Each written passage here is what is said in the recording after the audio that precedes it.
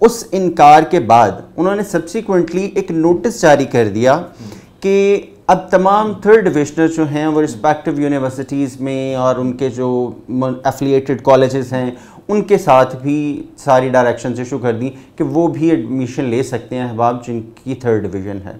अगर वो ग्रेजुएट हैं तो 5वें सेमेस्टर में जाएंगे और अगर वो इंटर हैं तो फिर डेफिनेटली वो फर्स्ट सेमेस्टर से आगे उसको प्रोसीड करेंगे। डायरेक्टली 5वें सेमेस्टर में भी एडमिशन हो रहे थे। अस्सलाम वालेकुम जी, पैगाम टीवी में आपको खुशामदीद कहते हैं। मैं हूँ अरसलान आज़म। सोसाइटी में बहुत से ऐसे लोग हैं जो कि अपने हकूक़ की जंग नहीं लड़ पाते। दूसरी जानिब ऐसे लोग भी हैं जो कि अपने हकूक़ की जंग लड़ते हैं और कामयाब हो जाते हैं, और कामयाबी उन्हें तो नहीं मिलती, उनके तवस्सुत से बहुत से ऐसे लोग हैं जिन्हें उस कामयाबी का समर मिलता है। आज की कहानी, आज की जो वीडियो है वो हमारे साथ सरदार अज़ीम मौजूद हैं, इनके गिर्द घूमती है।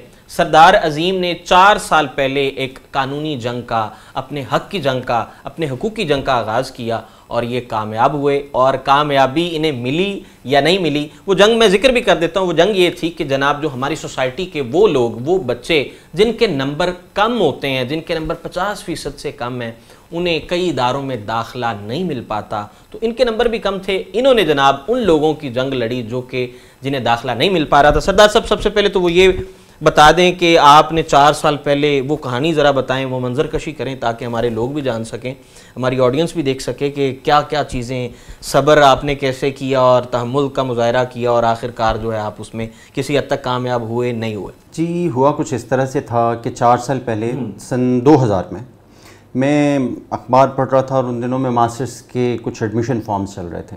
एक सरकारी कॉलेज की मैंने एक खबर पढ़ी जहाँ पर MA मैस कम्युनिकेशन के एडमिशन जा रहे थे। 2020 की बात है। सन 2020 की बात है जी।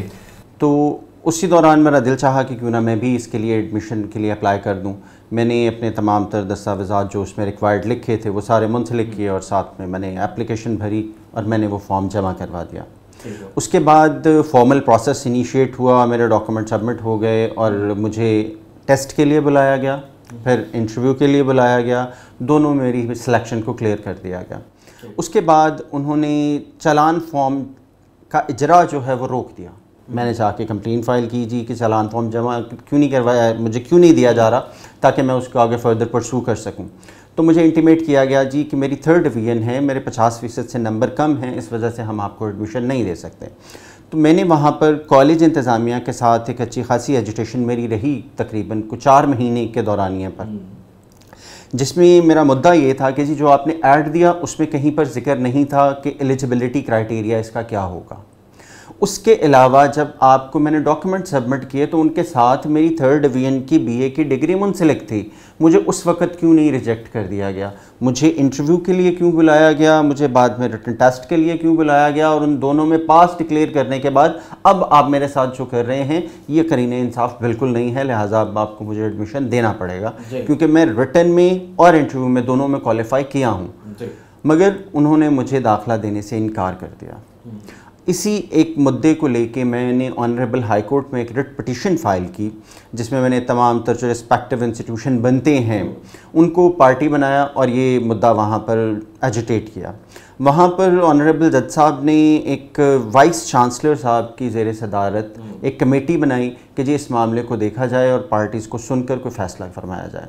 उन्होंने मेरी बात को सुना, मुझे हेयरिंग नोटिस आया, मैंने वहाँ पर जाकर अपना मुद्दा रखा और उन्होंने मुझे ऑफ़र भी किया कि जी करेंटली हम BS प्रोग्राम इशू कर रहे हैं, लिहाजा आप अपने MA के एडमिशन को भूल जाइए, आप 5वें सेमेस्टर में एडमिशन ले लीजिए। मगर मैंने उनको मना कर दिया कि जी कि मैं ऐसा नहीं करना चाह रहा। मैं बुनियादी तौर पर जिस एक जंग को, जिस एक मकसद को लेके आया हूँ, अप्रोप्रिएट वे में, राइट वे में, वो उसी वे में ही मुझे मिले।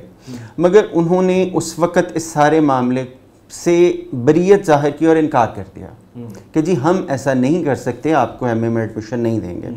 मगर उस इनकार के बाद उन्होंने सब्सिक्वेंटली एक नोटिस जारी कर दिया कि अब तमाम थर्ड डिविजनर जो हैं वो रिस्पेक्टिव यूनिवर्सिटीज़ में और उनके जो एफिलिएटेड कॉलेजेस हैं उनके साथ भी सारी डायरेक्शंस इशू कर दी कि वो भी एडमिशन ले सकते हैं अहबाब जिनकी थर्ड डिवीज़न है। अब इस सारी जंग के बाद, जिसमें तकरीबन मुझे 3.5-4 साल लग गए, उस दौरान रिस्पेक्टिव जो डिग्री थी वो भी ख़त्म हो गई।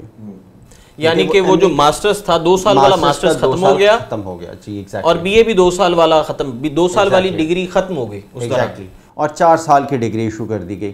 लिहाजा उस नोटिफिकेशन या उस ऑनरेबल हाई कोर्ट के डायरेक्शन से डायरेक्टली मुझे तो कोई फ़ायदा नहीं हुआ, मगर जो सब्सिक्वेंटली नोटिफिकेशन जारी हुआ है उसकी बुनियाद पर जितने भी अब थर्ड डिविजनर्स हैं उनके लिए एक दरवाज़ा खुल गया है, एक नया हॉरिज़न मिल गया है उनको कि वो भी फर्दर अपनी स्टडीज़ को जारी रख सकते हैं, वो यूनिवर्सिटीज़ में, एफिलिएटेड कॉलेजेस में। थर्ड डिवीजन वाले जो स्टूडेंट्स हैं अब जनाब वो किसी भी यूनिवर्सिटी में, प्राइवेट यूनिवर्सिटी में, सरकारी यूनिवर्सिटी में अप्लाई कर सकते हैं। प्राइवेट यूनिवर्सिटीज़ में तो पहले भी एडमिशन वहाँ पे तो मिल रहा था, पैसों के बुनियाद पे हर जगह पे सब कुछ चल रहा था, मगर अब सरकारी इदारों में भी एडमिशन लेने के अहल हो गए हैं वो, क्या वो सरकारी कॉलेजेस में, सरकारी यूनिवर्सिटीज़ में भी एडमिशन ले सकते हैं। जो एक प्राइम नोटिफिकेशन इशूइंग अथॉरिटी है उसकी तरफ से नोटिफिकेशन जारी हो गया हुआ है, लिहाजा अब थर्ड डिविजनर्स के लिए एडमिशन लेना आसान हो गया है। अच्छा, आपने वो 4 साल की जंग लड़ी, उसमें कई पेशियां भी हुई होंगी, हाई कोर्ट में जाना आना, समटाइम्स केस नहीं लगता होगा तो वो इंसान हिम्मत हार जाता है, तो फिर मोटिवेशन कौन था उस टाइम में? फिर बहुत से लोग मोटिवेशन की वजह बनते हैं, और उसमें सबसे ज़्यादा जो क्रेडिट है वो तो मैं यकीनन अपने प्रोफेशन को दूंगा, क्योंकि मैं बज़ाते ख़ुद शोबा वकालत से मुंसलिक हूँ और 2007 से मैं इसी प्रोफेशन का हिस्सा हूँ। लिहाजा मेरे लिए ये काम कंपैरेटिवली बाकियों के निस्बत थोड़ा आसान था, क्योंकि मुझे अदालत में हाज़िरी देनी ही देनी है, वो चाहे ये वाला केस है या 10 और हैं।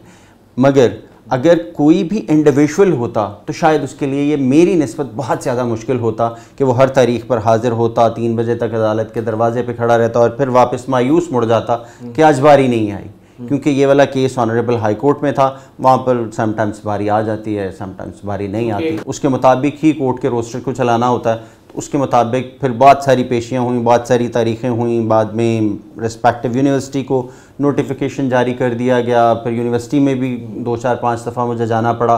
वो मेरे लिए एक हैसल वाला पोर्शन था, क्योंकि यूनिवर्सिटी जाना, स्पेशली तारीख भुगतने, अब मुझे एक अलग जगह जाना पड़ रहा था, वो मेरे लिए एक खासा हैसल का वजह थी, वहाँ पर मुझे मुश्किल हुई। अदालती कार्रवाई कंपैरेटिवली और इन 4 सालों में वो आप क्योंकि वकील भी हैं, आपको तो वो कोई फीस भी अदा नहीं करनी पड़ेगी। जी बिल्कुल। अगर कोई शख्स होता, कोई आम शख्स होता, तो वो तो डेफिनेटली उसके लिए वो बहुत पहले ही थक के रुक गया होता। इन शॉर्ट आपने को जारी रखा। इन शॉर्ट आपने जो हमारे 35-40% वाले, 35 या 50% से नीचे वाले, जो 50 से नीचे वाले, 50 से जो नीचे वाले तलबा हैं जो कि थर्ड डिवीजन जिनकी होती है, वो दाखिला आप ले सकते हैं किसी इदारे, दाखिला ले सकते हैं किसी भी इदारे में, और सरकारी इदारे, सरकारी वाजिबात पर कह लें कि वो पढ़ सकते हैं। अच्छा, तो फिर उस टाइम के बाद आपका भी एडमिशन ना हो सका, और लेकिन दूसरे लोगों का तो उसको फ़ायदा पहुंचा। आप डेफिनेटली दूसरे लोगों को उसका बहुत फ़ायदा पहुंचेगा यकीनी तौर पर। जो 50% बिलो मार्क्स वाले बंदे हैं, स्टूडेंट्स हैं जो, और बहुत सारे जो एज गैप वाले लोग भी हैं, उनको भी एडमिशन मिल सकेगा। अब सब लोग होपफुली इससे फ़ायदा उठाएंगे। अच्छा, अभी वो 2 साल की डिग्री तो ख़त्म हो गई है, और उसके बाद जो है अभी थर्ड डिवीजन वाले लोग वो BS में एडमिशन ले सकते हैं। BS में डेफिनेटली जो नोटिफिकेशन जारी किया गया है वो भी particularly BS associate degree program जो है उसमें एडमिशन ले सकते हैं। अगर वो ग्रेजुएट हैं तो 5वें सेमेस्टर में जाएंगे, और अगर वो इंटर हैं तो फिर डेफिनेटली वो फर्स्ट सेमेस्टर से आगे उसको प्रोसीड करेंगे। डायरेक्टली 5वें सेमेस्टर में भी एडमिशन हो रहे। अच्छा अजीम भाई, ये बताएं कि जो कम नंबर वाले बच्चे होते हैं उन्हें तो वैसे भी एक्सेप्टेंस कम होती है घरों में, यूनिवर्सिटीज़ तो दूर की बात, घरों में एक्सेप्टेंस कम होती है, आपको मोटिवेशन भी मिली, डेफिनेटली आपके नंबर भी कम थे, आपको एक तो प्रोफेशन ने मोटिवेशन दी, उसके अलावा फैमिली मोटिवेशन या कहीं और से मोटिवेशन, और मैसेज क्या देना चाहेंगे हमारी ऑडियंस को? मैसेज मैं आपको ये देना चाहूँगा कि जहाँ तक आपने बात की एक्सेप्टेंस की, वो आपने नज़्म तो सुनी होगी, मैं थर्ड डिविजनर हूँ, मुझे मार डालिए। अब सिचुएशन इसी तरह की है कि जितने भी कम मार्क्स वाले लोग हैं, ना उनको फैमिली एक्सेप्टेंस दी जाती है, ना उनको सोशल एक्सेप्टेंस दी जाती है, उनको बस यूँ समझिए कि अछूत करार दिया जाता है किसी हद तक जो है कि जनाब। मगर मैं इसमें सारे का सारा कसूर ना तो स्टूडेंट्स को दूंगा ना वालिदैन को दूंगा, इसमें बराबर का हिस्सा हमारे एजुकेशन सिस्टम का भी है, जिसने सारे के सारे माशरे को डिवाइड करके रख दिया। अब फर्स्ट डिविजनर हैं, सेकंड डिविजनर हैं, थर्ड डिविजनर हैं, इन सब डिविजन्स की ज़रूरत नहीं है। मेरा बुनियादी और असूली मौक़िफ़ जो कि एजुकेशनल सेक्टर की हद तक है, उनको रेशो बढ़ा देनी चाहिए, पासिंग मार्क्स की रेशो बढ़ा दें।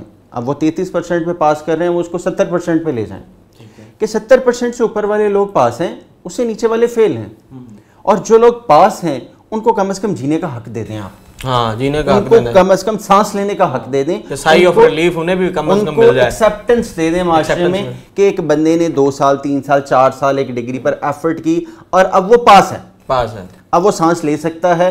अब उसको कोई ऐसी ज़बरदस्ती नहीं है कि वो कमरे में बंद होकर ही सांस ले, वो बाहर ताज़ा हवा में सांस नहीं ले सकता। इतनी आज़ादी बस ज़रूर उसे दे दी जाए, और इसमें पूरे माशरे को एक एजुकेशन सेक्टर के साथ मिलके एक नई डेवलपमेंट करनी और फ्लेक्सिबिलिटी, तफरीक ना हो, जिसमें कोई तफरीक, एक यकसा मौका हर बंदे को मिल सके। हम उसको बांटे नहीं, हिस्सों में नहीं बांटे जी। बहुत अच्छे मैसेज के साथ जो है इस वीडियो का इख्तिताम हुआ है कि हर चीज़ जो है वो बराबरी की सूरत हाल में होनी चाहिए, और ये जो क्राइटेरियाज़ बनाए गए हैं, इन क्राइटेरियाज से जो है कहीं ना कहीं जो डिवाइड वाला जो तासुर है उसको जो है वो हवा मिलती है। यहीं पर अपने मेज़बान अरसलान आज़म को इजाज़त दें। अल्लाह ने के बाद।